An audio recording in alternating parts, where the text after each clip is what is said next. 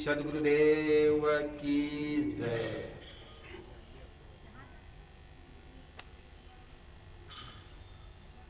इस आश्रम के महंत व व्यवस्थापक पूज्य श्री श्रवण साहेब जी, उनके सहयोगी साथी परम सम्मानीय श्री भूषण साहेब जी और अन्य संतजन के सभी संतों के श्री चरणों में त्रैवर साहेब बंदगी करते हुए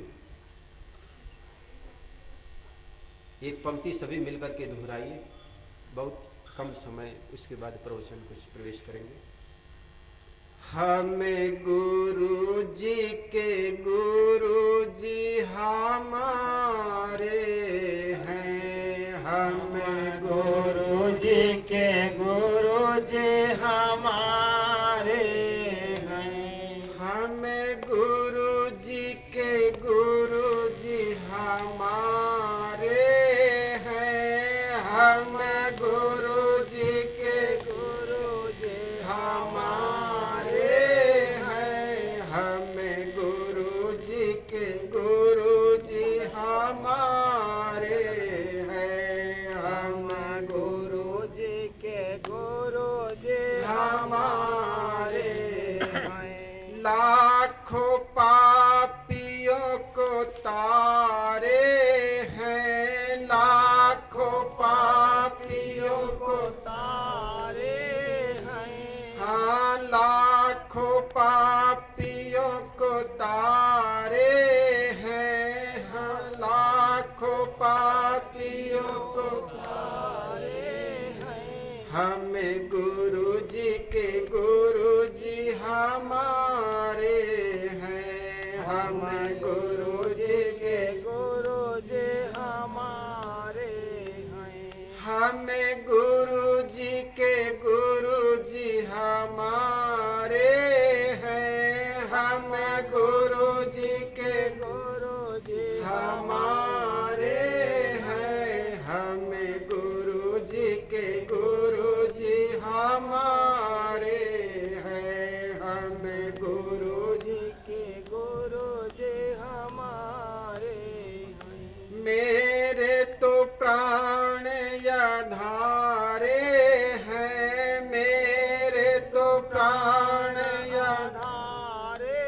हैं, मेरे तो प्राण आधारे हैं, मेरे तो प्राण आधारे हैं, हमें गुरु जी के गुरु जी हमारे हैं, हमें गुरु जी के गुरु जी हमारे हैं। अभी हम सब पूज्य संतों के श्रीमुख से जीवन के विभिन्न पहलुओं पर विभिन्न विचार श्रवण कर रहे थे। जीवन में अनेक भ्रांतियां घर कर गए हैं। ये सारी मान्यताओं की ही भ्रांतियां, मान्यताओं के ही चलते हम अनेक भ्रम पाल रखे हैं। राजस्थान में एक ऊंट होता है, ऊंट का शरीर बड़ा बेढंगा दिखता है और जब चलता है तो पूरा शरीर हिलता। एक व्यापारी था, व्यापारी अपने 100 ऊंट को लेकर के किसी सराय में पहुंचा। चूंकि रास्ता भटक गया था, देर रात हो गई थी, तो एक ऊंट की जो रस्सी थी, खूंटी थी, वो खो गई। सराय में जब पहुंचा, सारे ऊंट को बांधा, 99 ऊंट को उन्होंने बांधा खूंटा गाड़ करके रस्सियों में, लेकिन पता चला एक ऊंट की रस्सी खो गई है। अंधेरी रात में ऊंट को खाली बिना बांधे छोड़ना खतरे से खाली नहीं, खो जाए कहीं पर।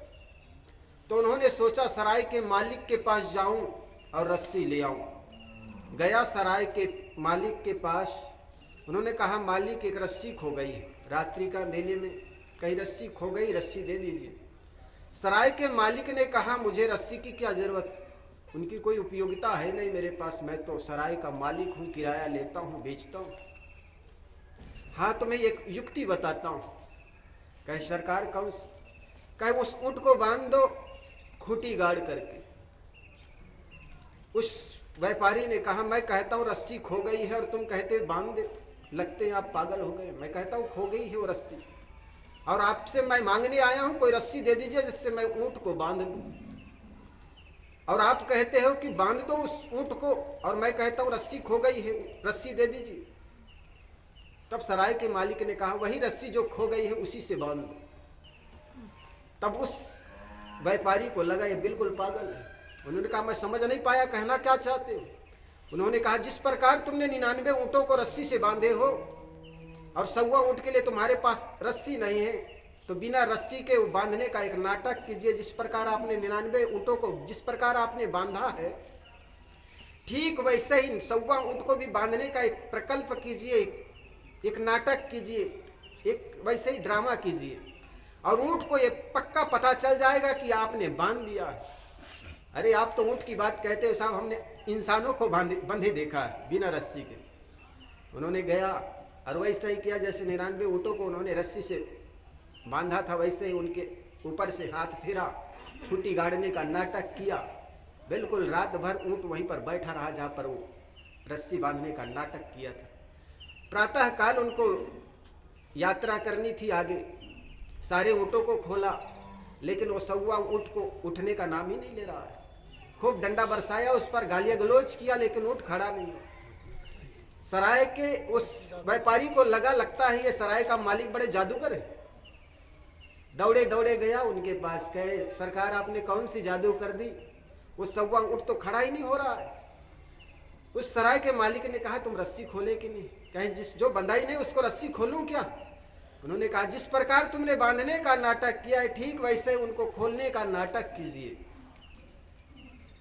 तो बिल्कुल उठ जाएगा। गया वो ऊँट के व्यापारी 100वां ऊँट के पास जाकर हाथ फेरा, जैसे बांधने का नाटक किया था खोलने का नाटक किया, और जैसे ही खोलने का नाटक किया ऊँट एकदम से खड़ा हो गया, यात्रा के लिए तैयार।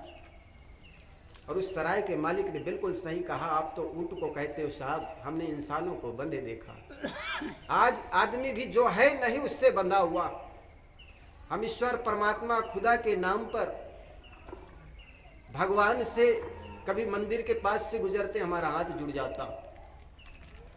कई बार संतों से सुना है कि हमारे ही बनाए हुए मंदिरिये होते हैं, मूर्तियां होती हैं, वो रस्सी जो है नहीं उससे हम बंधे हुए। और यही कारण है कि हम अपने ईश्वर को, परमात्मा को, खुदा को, शांति को बाहर खोज रहे हैं, और वो मृग तृष्णा के पीछे केवल राम नहीं भगते, हर इंसान उस मृग तृष्णा के पीछे भग रहा है। आप मोबाइल में एडवर्टाइज देखते हैं, ये सुंदर कलर की साड़ी या सुंदर फुल पैंट, वो 6 फुट का आदमी सुंदर जिम मारता है वो पहना हुआ है। आप दुकान में जाते वही टी शर्ट वही साड़ी चाहिए, कैसा आप तो वो है नहीं, लेकिन कोई दिखाता है आपको, आपको पक्का पता चल जाता है, 500 या 5000 में ले आते हो। अब वो पतले दुबले आदमी पहनता है तो फिट नहीं हो रहा है, अब मृग तृष्णा के पीछे दौड़ते हो, उसमें बहुत सुंदर दिख रहा है, ये आपको जच नहीं रहा है। तो केवल महाराज राम ही मृग तृष्णा के पीछे नहीं दौड़ते हैं, लेकिन आपके अंदर भी वही मृग तृष्णा है, वो शांति है, वो सुख के लिए आप सदियों से दौड़ रहे हैं। जब से जन्मे हैं तब से सिवाय दौड़ने के और कुछ नहीं किए, मिला नहीं। बच्चा जब जन्म लेता रोते हुए जन्म लेता, दुनिया में किसी प्राणी रोते हुए जन्म नहीं लेता। मनुष्य के लिए सौभाग्य मानो या दुर्भाग्य, वे जब जब जन्म लेता है तब रोते हुए जन्म लेता है। मानव ऐलान करता है मैं रोने के लिए जन्म लिया हूँ। सौभाग्य इस मामले में कि आदमी का बच्चा अगर रोते हुए जन्म न ले तो घर के सारे लोग रोने लग जाएंगे। और यही कारण है कि बच्चा जब जन्म लेता है, दाई होती वो चिमटी मारती, बच्चे रोए तो सही, और जब बच्चा रोने लग जाता है तो घर में खुशहाली आ जाती है, तालियां और थालियां बजने लगती है। तो बच्चा, आदमी का जो बच्चा है जन्म लेता है तो रोते हुए जन्म लेता। गाय का जो बछड़ा है जन्म लेने के कुछ सेकंड घंटा भर बाद उछलने कूदने लग जाता। बकरी का बच्चा भी जन्म लेने के कुछ देर बाद उछलने कूदने लगता। भैंस का पाड़ा जन्म लेते ही कुछ देर बाद उछलता कूदता नहीं है तो रोता भी नहीं है। लेकिन इंसान का बच्चा जब जन्म लेता है तो रोते हुए जन्म लेता। रोते हुए जन्म लेना ये प्राकृतिक का नियम है, इसको हम बदल नहीं सकते। लेकिन हम जो जवानी में मृग तृष्णा के पीछे दौड़ते हैं, शिकायत करते हुए जीते हैं और पश्चाताप करते हुए मर जाना, ये जीवन की सबसे बड़ी असफलता है। इसको हम चाहे तो बदल सकते हैं। कैसे बदल सकते हैं? चूंकि हमको सदियों से यही बताया गया है, भगवान चल कर के मिलता, लेकिन ये संत बताते हैं कि आप जिसको खोज रहे हैं वे आपके अंदर है, आपके घर में है। रामायण कोई बाहर की चीज नहीं बल्कि आपके जीवन की चीज है, जीवन की कथा। अपने अंदर में जब जब झांकेंगे बाहर की मृग तृष्णा दूर होगी। लेकिन हमने सदियों से पंडितों से तथा कथित मुल्लाओं से यही सुना है कि वो भगवान बाहर होते, लेकिन बाहर नहीं। तो सदगुरु कबीर ने कहा, तुम खोज रहे हो वन में गिर गौहर के कंदर में, पर पता नहीं तू पाया वह है तेरे अंदर में। सदगुरु श्री अभिलाष साहब जी ने कहा, सदगुरु कबीर ने कहा, जो तिलमाही तेल है, जो चकमक में आग, तेरा साईं तुझ में जाग सके तो जाग। जिस प्रकार चकमक पत्थर में आग होती है, तीली में तेल होता है। पहले हमारे समाज के कुछ लोग तेल निकालते थे, स्पेलर मशीन नहीं था, घानी था, तो उस घानी में तिल डालते थे। तिल के साथ कोई तेल नहीं डालते थे, बल्कि उस तेल को पेर करके ही, तिल को पेर करके ही तेल निकाले जाते थे। ठीक इसी प्रकार चकमक पत्थर में आग होती, जब आपस में दोनों पत्थरों को टकराए जाते तो वही आग पैदा होती। साहब ये दोनों उदाहरण देकर के आपको समझाना चाहते, ठीक इसी प्रकार आपके परमात्मा है, आपकी खुदा है, गॉड है, भगवान है, शांति वो बाहर नहीं। हम तो मृग तृष्णा के पीछे दौड़े चले जा रहे हैं। साहब ने कहा, दौड़त दौड़त दौड़िया जहाँ तक मन की दौड़, दौड़ थका मन थिर भया वस्तु ठौर की ठौर। वस्तु तो वही है जहाँ से हमने खोजना शुरू किया, प्रारंभ किया। जिस प्रकार घर के दरवाजे से घर को ही खोजने निकल जाते हैं बाहर, तो हम सदा सदा के लिए भटकते रह जाते हैं।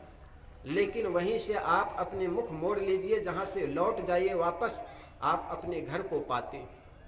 इसी प्रकार हम अपने आप से दूर होते चले जाते हैं जब जब हम उस पीयू को, परमात्मा को बाहर खोजते हैं। ये संत लोग बताते हैं, जिस घर में आप रहते हैं बड़े बुजुर्ग हैं, जो बड़े बुजुर्ग है वे भगवान और भगवती हैं। माता पिता होते हैं वे उस घर के देवता हैं, और जो आपका घर है वही घर एक मंदिर है। लेकिन हमको समझ में नहीं आता। कई बार होता है, महाराज जिंदा लोगों की पूजा कैसे करें? अधिकतर चूंकि बचपना से यही सिखाया जाता है भगवान वहाँ है, उसके प्रति दृढ़ विश्वास हो जाता है। तब कई बार कहते हैं, महाराज आप लोग तो कबीरपंथी में आदमी की पूजा करते हैं, जिंदा की पूजा करते हैं, हमें विश्वास नहीं होता। देखो, हम अपने बच्चे को जिंदा के पास ही पढ़ने भेजते हैं। ऐसा नहीं कि हम कोई मूर्ति बना करके अपने बच्चों को रख दे वहाँ पर, बेटा यहाँ पर पढ़ लिख, इससे पास हो जाओ। और पास भी हो जाए तो कोई डॉक्टर मास्टर बन जाए, ऐसे कोई बात नहीं है।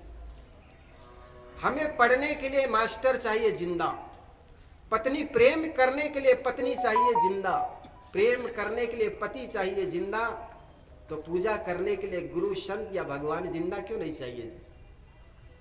घर में हमारे जो माँ बाप है, उसमें जिस व्यक्ति को भगवान का दर्शन नहीं होगा, तो दुनिया के किसी मंदिर में चले जाइए, उनको कभी भगवान का दर्शन नहीं हो सकता। गांधी जी ने किसी समय कहा था, इंसान के इस धरती पर इंसान ठुकराए जाते। क्यों ऐसा हुआ? क्योंकि सदियों से हमें सिखाया जाता है बचपना से, और यही कारण है कि बचपना से जब हम बाहिरमुखी हो जाते हैं तो अंदर लौटते समय बड़ा देर हो गई होती। और संत जन बताते हैं, तब तक वृद्ध आ जाया होता है, तब तक हमें बड़े संदेह होता, पता नहीं ये संत लोग सही कहते हैं कि पंडित लोग सही कहते हैं। अब उसी उधेड़ दिन में एक दिन मौत आ जाती, फिर तो पछताने से क्या हो गया, चिड़िया चुग गई खेत। इसलिए जब जागे तभी सवेरा। जब से संतों से सुना कि वास्तव में जिन जीवित संतों में, जिन जीवित लोगों में भगवान का वास होता, तुम में राम, मुझ में राम, सब में राम समाया है, कर सभी से प्यार बंदे नहीं कोई पराया। बताओ कितनी अच्छी पंक्तियां। जिस व्यक्ति को सब में राम दिखेगा वो आदमी किसके साथ छल छद्म करेगा। यद्यपि शगुन उपासक के लोग भी यही मानते हैं, सिया राम मैं सब जग जानी, करहु प्रणाम जोरजुग फाणी। अगर शगुन उपासक के लोग भी इस पंक्ति को पूर्णतः अपने जीवन में उतार ले तो आदमी किसके साथ छल छद्म करेगा। हम तो जब दुकान में जाएंगे हम तो सोचते हैं मंदिर में जा रहे हैं, तब तक भगवान है, दुकान में तो हमें और कुछ और करना है, इसलिए सोचते हैं भगवान तो मंदिर में बैठते। कहा जाता है एक बार एक गांव में एक ग्वाला और एक ग्वालिन रहते थे। उनके कोई बाल बच्चे नहीं थे, और जब बाल बच्चे नहीं होते ना तो कहते हैं ना, बांझ के घर में बिलार हो वो भी बड़ा प्यारा लगता। ऐसा ही उनके कोई बाल बच्चे नहीं थे। घर में केवल एक भैंस थी। वो भैंस रोज के 5 लीटर दूध देती और 5 लीटर दूध देती, 4 रुपए के हिसाब से ग्वाला बेच आता, घर में 20 रुपए आता। ऐसे ही करते करते जिंदगी बीत रही थी। एक दिन ग्वालिन के मन में लोभ जग गया। ग्वालिन कहने लगी कि जी तुम दूध बेच आते हो, अरे पड़ोसी के घर भी तो एक ही भैंस है, उनके घर कोई 2-4 भैंस तो नहीं, देखो उनके घर बड़ी बड़ी बिल्डिंगें बन गई, ऐश्वर्याम का जीवन जी रहे हैं, और तुम केवल बड़े धार्मिक बनते हो, दूध बेच आते हो। वही टूटी झोपड़ी और टूटी खाट, जीवन में कोई परिवर्तन तब्दील आया नहीं।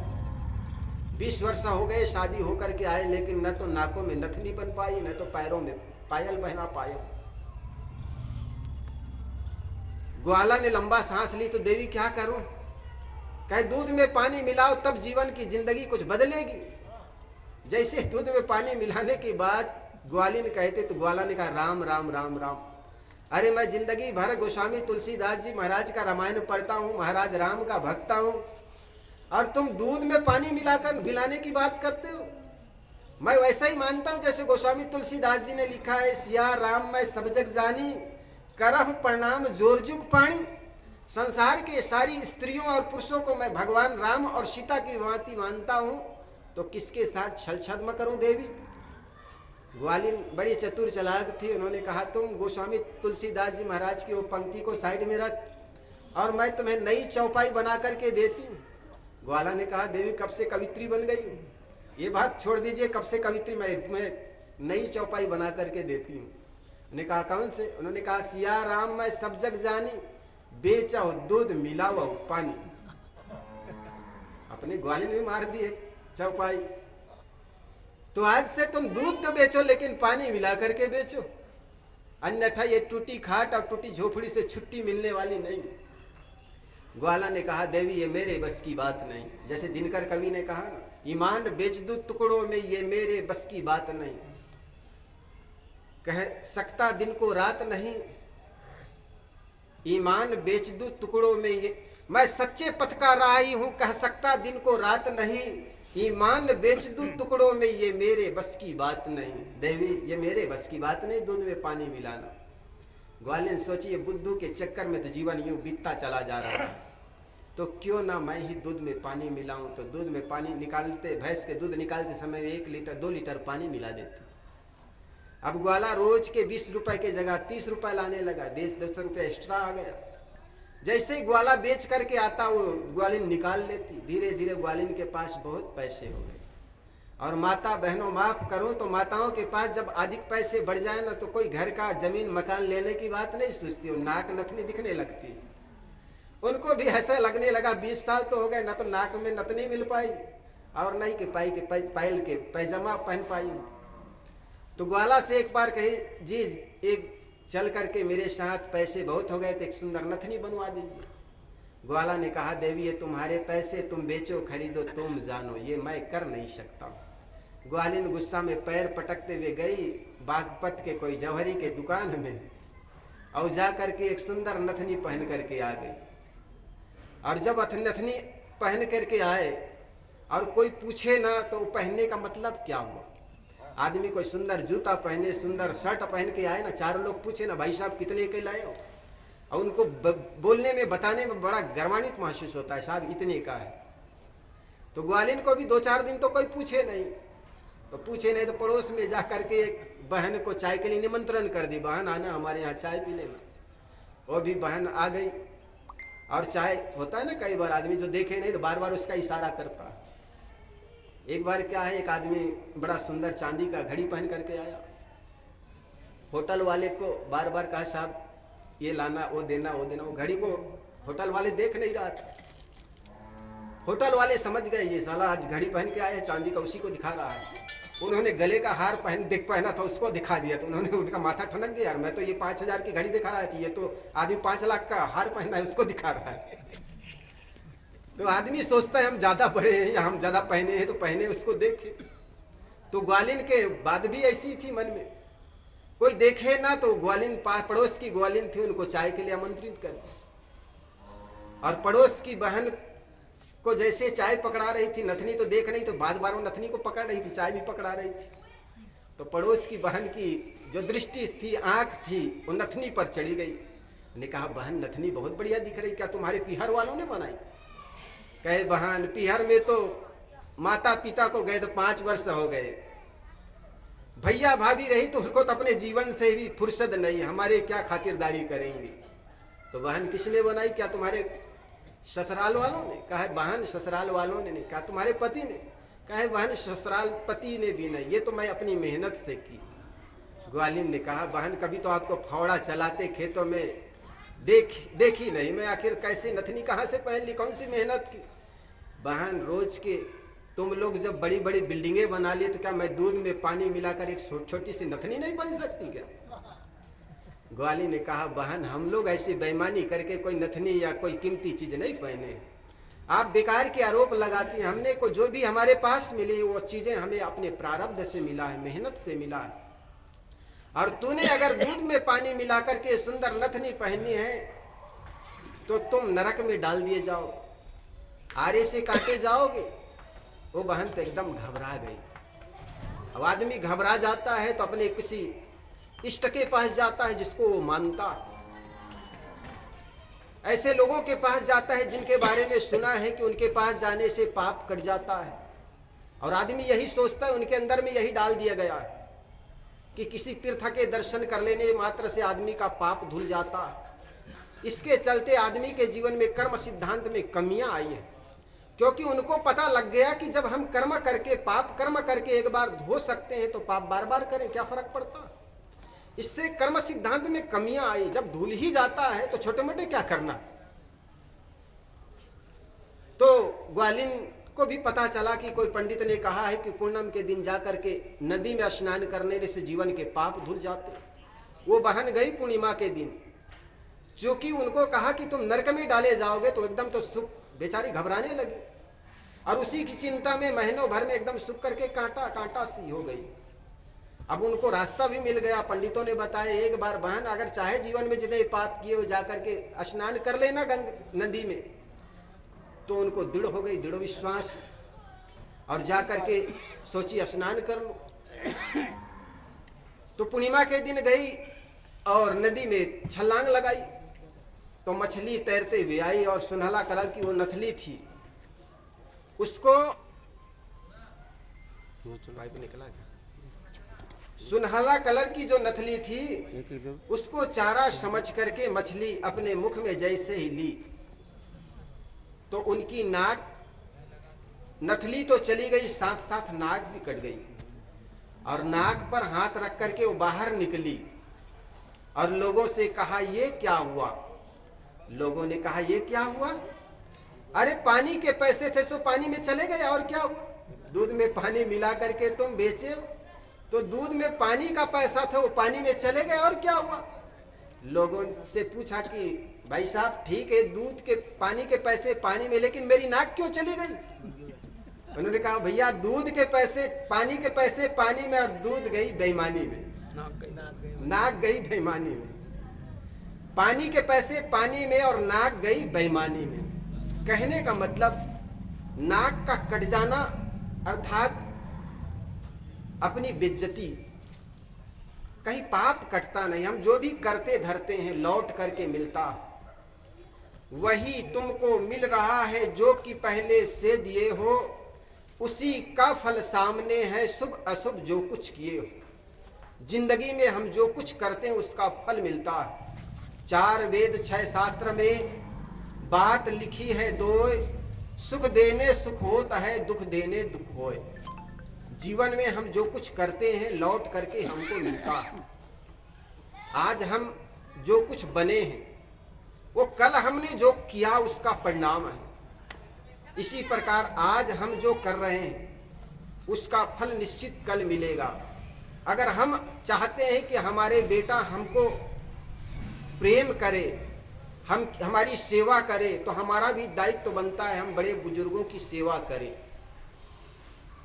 आज आप अपने बूढ़े बाप से झल्ला करके बात करेंगे तो कल आपका बेटा देख रहा है आपके साथ भी झल्ला करके बात करेंगे। एक भाई साहब बड़े अच्छे बोल रहे थे कि जब मेरे पिताजी का फोन आता बड़े साइलेंट होकर के मैं फोन सुनता हूँ। मेरे को एक लोभ है कि मेरे बेटा देख रहा है, अगर मैं अपने पिता से गुस्से में बात करूंगा, कल के दिन में मैं भी वही बेटा को फोन करूंगा तो बेटा भी मेरे साथ झल्ला कर बात करेगा। तो ये दुनिया अदले बदले का अदलू बदलू की दुनिया है। जो करते हैं आपको वही मिलता है। अगर बड़े बुजुर्गों से आप प्रेम से बात करते हैं, उनका सम्मान करते हैं, तो आपके बच्चे भी आपका सम्मान करेगा। इसलिए सबसे पहली बात तो बड़े बुजुर्गों का सम्मान करना सीखे। जब भी कोई बात हो विनम्रता पूर्वक, गलत सही क्या है ये निर्णय उस पर छोड़ दीजिए। महाराज राम याद करो उस 16 वर्ष के लड़के को, जब उनके पिताजी ने कहा बेटा, उनके पिताजी राजा दशरथ को पता चला, एक दिन आईने के सामने खड़ा हुआ, उन्होंने देखा मेरे कान के ऊपर का बाल पक रहा है। उन्होंने सोचा मैं बूढ़ा हो गया, वृद्ध हो गया, अब गुरु जी के पास चल करके मेरे प्रथम पुत्र बड़ा लड़का को राजगद्दी की तिलक देने की बात सोचूं। और गया गुरु जी के पास, वशिष्ठ गुरु के पास जाकर कहने लगा गुरुदेव अब मैं वृद्ध हो गया हूँ, इसलिए मेरे सुयोग्य और बड़ा पुत्र राम है उसको राजगद्दी दी जाए। और ये बात गुरु वशिष्ठ को भी अच्छी लगी। वे भी कहने लगा जब कल देना चाहते हो, परसों देना चाहते हो, कल ही सुबह दिया जाए। ये बात हो गई और महाराज राम को कहे बेटा कल तुम्हारा राज तिलक है, जरा सोचो, ये आपका पुत्र है जिसको सुंदर मकान बनाए उसको देने की बात कहो। रात्रि के अंधेले होते होते उनको बुलाकर कहो कि बेटा ये मकान तो दूसरे लड़का रखेगा, अब तुमको तो बाहर जो एक प्लाट मिला है उसमें मकान बनाकर रहना होगा। हो सकता है आपका लड़का आप पर केस कर दे। महाराज राम ने ऐसा कुछ नहीं किया। पिताजी ने जो कहा ठीक है, मुझे वनवास, इतने विनम्रता, क्या गलत है सही है ये बात छोड़ दीजिए। पिता की इतने आज्ञाकारी पुत्र, कई बार होता है ना आप जो बोलेंगे पुत्र काट देता। एक बार एक गुरुजी थे, गुरुजी ने, उनका एक शिष्य था, बारिश हो रही थी, घर में गायें थी, आश्रम में गाय थी, बारिश हो रही थी, झाड़ के नीचे गाय खड़ी हुई थी, बंधी हुई थी। गुरुजी ने चेलाराम से कहा कि फलाना जा करके गाय को बंधन मुक्त कर दो ताकि वो बारिश से बच करके छाया में आ जाए। तो चेलाराम ने कहा गुरुजी बंधन से मुक्त करना मुझ जैसे बंधन युक्त आदमी की कहाँ काम है, बंधन मुक्त करना तो आप जैसे पूज्य संतों का काम है। ऐसा होता है ना, बंधन से तो मुक्त गुरुजी आप निर्बंध संत हैं, आप ही कर सकते हैं। गुरुजी को लगा ये भी बड़ा आलसी आदमी। गुरुजी जाकर के बंधन छुड़ाए गाय को, गाय जाकर छाया में खड़ी हो गई।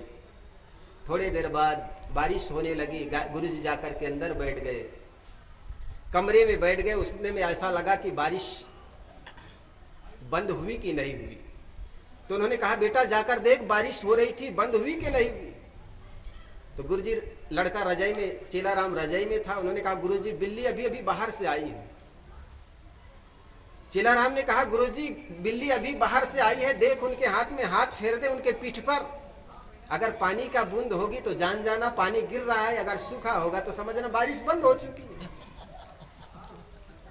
गुरुजी जान गए बड़ी आलसी है। अब सोने का टाइम आ गया तो गुरुजी ने कहा बेटा दीपक जल रहा है उसको बुझा दे ताकि तेल खत्म ना हो जाए। गुरुजी ने कहा, गोस्वामी जी ने कहा है गुरुजी मूंदा हूं आंख कता हूं कछु नाय, आंख को बंद कर दीजिए कहीं प्रकाश है नहीं। गुरुजी जान गए बिल्कुल पक्का आलसी। गुरुजी उठे और बत्ती को फूंक मार के सो गए। सुबह हुई, एक भक्त आए आप लोगों जैसे, उन्होंने 1 किलो मिठाई लाए और गुरुजी से कहे गुरुजी ये कुछ प्रसाद चढ़ा दीजिए और संतों में बांट दीजिए। गुरुजी सुबह सुबह उठे, प्रसाद चढ़ा करके वो चेला राम जो आलसी था उनको कहा बेटा भगवान को भोग लगा लिया हूं, प्रसाद लेना है तो ले लीजिए। वो उठ करके हाथ जोड़कर कहे गुरुजी 3 बात तो मैंने नकार दी आपकी, चौथे बात भी ना करो तो मैं नरक में जाऊं। प्रसाद खाने के लिए तत्क्षण खड़ा हो गया। कुछ ऐसे ही लोग होते हैं। तो कभी कभी गुरु भी भारी पड़ते हैं। एक बार कोई कर्मकांड कर रहे थे, गुरुजी चौकी में बैठे हुए थे, तुलसी पत्ते की जरूरत पड़ी। 2 चेला थे अगल बगल खड़े थे। उन्होंने कहा बेटा रामू तुलसी पत्ता ले आइए। कहे गुरुजी तुलसी पत्ता मैं पहचानता नहीं हूं। तो दूसरे ने सोचा अब मेरे पाला पड़ा, मुझे कहेंगे गुरुजी। तो पहले चेले रामू से कहा कि रामू नहीं जानते, अरे केला का पत्ता जैसे बड़ा बड़ा होता है। गुरुजी जान गए ये पक्का दोनों बड़ा उल्लू बना रहा है मेरे को। मैंने कहा बेटा तू भी जानता नहीं, ये भी नहीं जानता, और मैं ये चौकी में बैठ गया, उठ भी नहीं सकता हूँ। उन्होंने कहा ऐसे करो चौकी ले चलो बाग में। गर्मी का दिन था, चौकी उठाए दोनों चेला। एक तो चौकी भी वजन, ऊपर से गुरुजी ले जाकर बगिया में तरबतर हो गए पसीना से। वहां पर 2-4 मिनट बाद पत्ती तोड़े। उसके बाद गुरुजी ने कहा अब चौकी उठा करके वो मंडप पर ले चलो। दोनों शिष्य बड़े पसीना पसीना हो गए। गुरुजी ने कहा अब तुलसी के पत्ते भूलोगे तो नहीं? अरे गुरुजी 1 जन्म क्या 7 जन्मों तक नहीं भूलेंगे अब। तो ऐसे काम नहीं चलेगा। किसी कारणवश पिता अगर गलत भी कह देता है तो गलत वो खुद समझेगा। पहले तो एक बार हाथों भरो। तो जिस घर में सबके साथ प्रेम हो वही घर तो आखिर स्वर्ग है। हम बाहर स्वर्ग और नरक की बड़ी व्याख्यान सुनते हैं, लेकिन हमारे संत गुरुजन बताते हैं वो स्वर्ग और नरक कहीं बाहर नहीं है। आपके जीवन में जीवन जीने का ढंग ही आपके जीवन को स्वर्ग बनाता है, और आपके जीवन जीने का ढंग ही आपके जीवन को नरक बनाता। मृदुवानी सुंदर वर्ताव सभी गुणों की खान है, प्रेम की गंगा बहे जहां पर वही घर स्वर्ग समान है। जिस घर में प्रेम की गंगा हो, जिस घर में मीठी वाणी गूंजती हो, जिस घर में बड़े बुजुर्गों के आने पर हंसी कहा उठ जाए। आपके घर में भी जितने सदस्य हो, आपके 8 सदस्य हो, 5 सदस्य हो, कभी आपस में बैठ करके हंस बोल लिया करो। 24 घंटा में एक बार घर में हंसी का कहा उठनी चाहिए। लेकिन होता उल्टा, घर में पिता आ गए, दादा आ गए, मालूम होता है कोई हवलदार आ गए, एकदम शांत। ऐसा नहीं होना चाहिए। पिता के आने पर घर में एक मुस्कान खिल जाए, बच्चे के चेहरे में, पत्नी के चेहरे में, बहुओं के चेहरे में। उससे क्या होगा? एक दूसरे का हृदय खुल जाएगा। गुरुदेव कभी कभी कहा करते थे ईटिंग और मीटिंग। घर में कोई काम करते हो तो उसके पीछे मीटिंग कर लो, आपस में सलाह कर लो, सुनता कर लो। जैसे हमारे परम श्रद्धेय श्री श्रवण साहिब जी कह रहे थे, कोई भी काम करते हो उसका विचार विमर्श घर में हो जाए। अगर वो काम विचार विमर्श से करते हो, बात गलत हो जाए, काम गलत हो जाए, तो वो श्रेय केवल आप पर नहीं बल्कि सभी को मिलेगा। उनका जो सबको लगेगा कि उसके लिए हमने सभी निर्णय लिया था, ऐसा हुआ, और उसमें गलत हो जाए तो वो सब में हम सबका दोषी है। अगर सभी वो काम ठीक हो जाए तो उनका श्रेय भी सबको मिलेगा। लेकिन कई बार होता है अगर कोई आदमी आगे बढ़कर अकेला निर्णय ले लेता है और बात गलत हो जाती है तो उसका परिणाम झेलने में बड़ा तकलीफ होता है। इसलिए जो कोई भी बात हो, कोई भी काम हो, काम को करने के पहले घर के बड़े बुजुर्गों से सलाह लेने की जरूरत है। घर में कभी कोई बात को लेकर कहा सुनी हो जाए तो कभी गांठें मत बनाओ। और गांठें बना लेने से वैसा ही होता है जैसे माताएं घर में अथाना बनाती है, अचार बनाती है, जैसे आम का, नींबू का, और महीने भर बाद ज्यादा स्वादिला हो जाता। ठीक इसी प्रकार आज आप गांठ बना लिए, वो महीने 2 महीने बाद अंदर और कड़वाहट भरती चली जाएगी और उसी का परिणाम होता है आत्महत्या। गांठ बना लेने से, बात बंद कर लेने से सुलह के सारे दरवाजे बंद हो जाते हैं। इसलिए कभी गांठ मत बनाओ। सुबह किसी से कोई बात हो जाए तो शाम को साहिब बंदगी, जय श्री राम, जय श्री कृष्णा करके बात शुरू कर लेनी चाहिए। सामने वाला का हृदय खुल जाएगा, आपका भी हृदय खुल जाएगा। रात में आपको बड़ी चैन की नींद आएगी। लेकिन आपके अंदर में गांठें बन गई तो समझना, वो कवि ने कहा है, तन का बिस्तर मिल जाए पर नींद को तरसे नैन, कांटों पर भी सोकर मिलता किसी के मन को चैन, अरे कोई कारण होगा। आपके मन में गांठें बन गई, कभी पति पत्नी के बीच कहा सुनी हो गई तो रात में नींद नहीं आएगी। भले डल्लफ के गंदा हो, घर में एसी हो ना, तो भी नींद नहीं आएगी। करवटे बदलते आपका वो रात बीत जाएगी। इसलिए आप अपनी गांठें खोल लो। शाम को कोई बात हो जाए तो सुबह, और सुबह कोई बात हो जाए तो शाम को साहिब बंदगी करके बातें शुरू कर लेनी चाहिए। जिस प्रकार कुआं अपनी छाया अपने अंदर रखती है, इसी प्रकार घर की हर बात को भी आप अपने अंदर रखें। हमें लगता है ये पड़ोसी है, हम उनसे बात कह दें, लेकिन अधिकतर पड़ोसी तो दुश्मन होते। और बाहर अगर आप अपनी बातों को फैलाते हैं, घर की बातें, तो वो द्वंद और बढ़ती चली जाएगी, घटेगी नहीं। जिन लोगों के बीच रहते हैं उन लोगों के बीच ही सुलह करने, मीठी वाणी, सुंदर वर्ताव, अच्छे वर्ताव करो सबके साथ। अच्छे वर्ताव का अर्थ है बड़े बुजुर्गों का आदर सम्मान। खाने पीने की बात होती है, अगर मीटिंग ईटिंग सब साथ में हो तो उसमें मन में द्वंद नहीं रहेगा कि किसने क्या खाया। अगर साथ में खाते हो तो कोई भी काम करने के पहले मीटिंग और खाने के पहले बैठ करके साथ में ईटिंग हो तो निश्चित जानिए उससे आपका घर सुंदर बनेगा। और इसी के लिए तो हम प्रयास करते हैं, चाहे हम मंदिर में जाते हो, तीर्थ यात्रा करते हो, हम यही मंगत करते हैं कि हमारे घर में सुंदर वर्ताव हो सबके साथ। अगर प्यार चाहते हो तो प्यार दो, और सम्मान चाहते हो तो सम्मान दो, और दूसरे को दोगे तो वही लौट के मिलता है, वही तुमको मिल रहा है। जो कि पहले से दिए हो उसी का फल सामने है, शुभ अशुभ जो कुछ किए हो। हम बड़े बुजुर्गों का प्रणाम करते हैं ना, जैसे हमारे श्रद्धेय श्री हेमंत साहब जी कह रहे थे कि रामायण की वो चौपाई दोहरा रहे थे कि प्रातः काल उठ के रघुनाथा, मात पिता गुरु नावहि माथा। हमने देखा उधर एमपी के कुछ क्षेत्रों में बड़े बुजुर्गों के पैर छूने की या पैर धोने की रिवाज, संत गुरुजन भी चले जाते हैं तो उनके साथ साथ माता पिता के भी पैर धो रहे थे। मुझे बड़ा अच्छा लगा।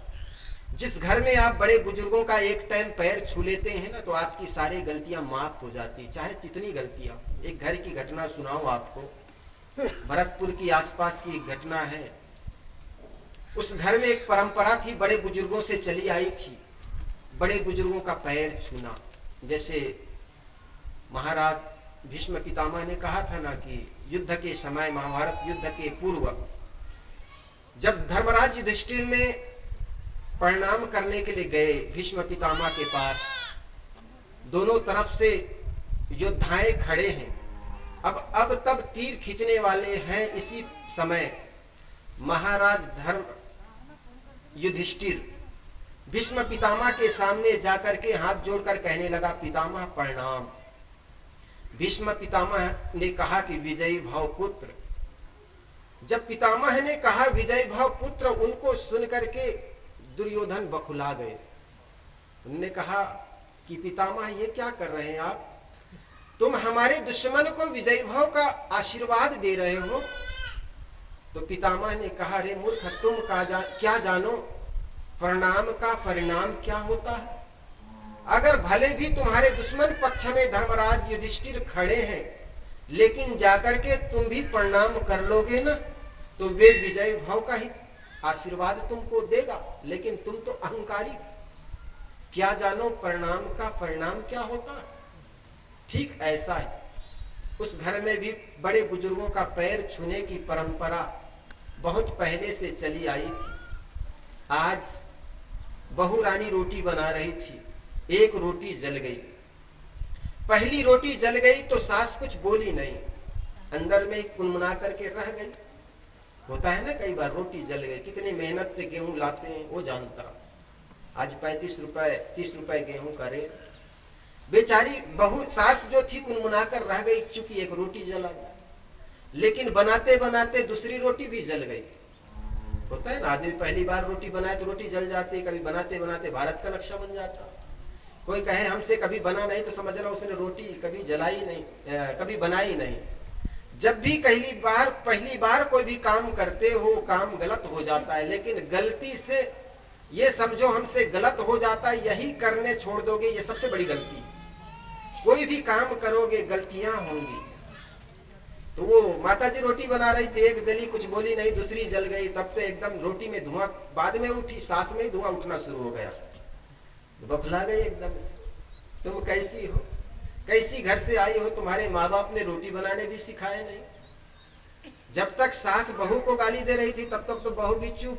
लेकिन जो होशियार सास होती है ना, और बहू भी कुछ नहीं बोल रही, तब उनके माँ बाप को गाली देना शुरू कर देती है।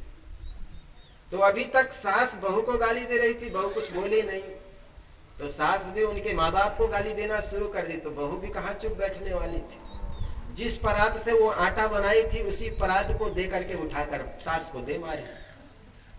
शाम के समय बहू इधर चली गई, सास इधर चली गई, न सास बोली न बहू बोली। सुबह उठ करके आंख मलते हुए बहू उठी और सासू माँ के पास गई। सासू माँ अभी खाट से उठ करके जाग करके खाट में बैठी, पैर जमीन पर है और आंख मल रही है। सासू माँ अभी आंख मल रही है, जाकर के बहू रानी कहती, सासू माँ साहेब बंदगी, पैर छूते हुए। बहू रानी सास के पैर छूते हुए कहा, सासू माँ साहेब बंदगी। सासू माँ आंख मलते मलते कहती, वही कल वाली कल मुही है कि कोई दूसरा है। बिना अनायास कुछ सोचे सासू माँ के हाथ, दाहिना हाथ बहू के सिर पर चला गया और कहने लगी, बेटी मैं भी कैसी बावली हूं, तुम एक रोटी जलाई कोई बात नहीं, बेटी ख्याल रखना, गेहूं बड़ा महंगा हो गया है, मैं कैसी बावली हूं, तुम पर बरस पड़ी, मैं क्या मर जाऊंगी तो क्या सारी संपत्ति सिर में लाद के ले चलूंगी क्या। बेटी ख्याल रखना, गेहूं बड़ा महंगा है, इसलिए 2 रोटी की जगह केवल 1 रोटी जलाया कर। ऐसा हो, आपके घर में बड़े बुजुर्ग हैं, उनका सम्मान हो। और निश्चित जानिए, आप जैसे सम्मान करेंगे आपके बच्चे भी वैसा ही सम्मान करेगा।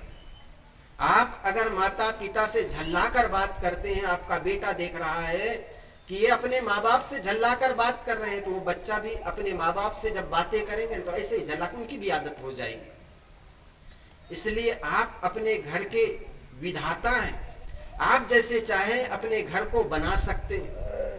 अगर सबके साथ आप प्यार का बर्ताव करोगे, देखो आप कैसे, ये बड़े महत्वपूर्ण नहीं है। कितने ही आदमी सुंदर हो चेहरे से, लेकिन उनकी मुख से अगर कड़वाहट वाणी निकलती है तो कोई चाहेगा नहीं। आदमी भले क्रूप हो लेकिन मीठी वाणी बोलता हो, कहीं चला जाए तो आने का उनका प्रतीक्षा करेंगे लोग। कहीं कहेंगे कि मैं यहाँ जा रहा हूँ या जा रही हूँ, तब लोग कहेंगे बेटी कब आओगे या बेटा कब आओगे, उनकी लोग प्रतीक्षा करते हैं। लेकिन वही आदमी कर्कशा है तो वो कहता है कि मैं 2 दिन के लिए या 4 दिन के लिए जा रहा हूं, तब घर के लोग भी कहते हैं हफ्ता भर मत आना। तो आप अपने घर में अपनी आवश्यकता बनाकर रखिए, और जिस घर में आपकी आवश्यकता है उस घर में कभी तिरस्कृत का मुख देखना नहीं पड़ेगा। तो मैंने शुरू किया था सदगुरु कबीर की वो पंक्ति, जाघर प्रेम न संचरे सो घर जान मशान। साहब कहते जिस घर में प्रेम ना हो वह घर घर नहीं बल्कि शमशान घाट हो जाता है। आपके घर सुंदर बने इसके लिए जरूरी है आपस में प्रेम हो, समता हो, एकता हो। और जिस घर में एकता होती है उस घर में संगठित होती है, उस घर में विकास भी होता। इसलिए संतों की ओर से मेरी शुभकामनाएं, आपके घर में प्रेम हो, समता हो, एकता हो। इसी के साथ देता हूँ विराम अपनी वाणी को। बोलिए सद्गुरुदेव की जय।